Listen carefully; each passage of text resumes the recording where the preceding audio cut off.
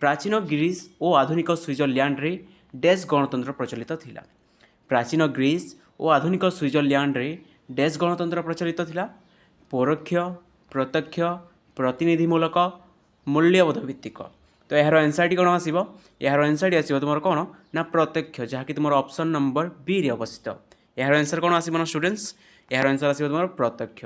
तुम जो प्राचीन ग्रीस और आधुनिक स्विट्जरलैंड अच्छी से तुम प्रत्यक्ष गणतंत्र चली था। जदि तुमको क्वेश्चन आसो जे प्रत्यक्ष गणतंत्र दुईटी एग्जांपल दियो, ओके, बा क्यों क्यों स्थान में कौन ना तुम प्रत्यक्ष गणतंत्र प्रचलित अच्छी, तो कौन कह ना प्राचीन ग्रीस देश और कौन ना आधुनिक स्विट्जरलैंड।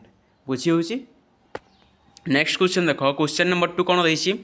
डैश गणतंत्र रे समस्त नागरिक प्रत्यक्ष भाव में सरकार रे अंशग्रहण करती। डैश गणतंत्र रे समस्त नागरिक प्रत्यक्ष भाव में सरकार रे अंशग्रहण करती। मूल्यबोध भित्तिक, प्रत्यक्ष, प्रतिनिधिमूलक,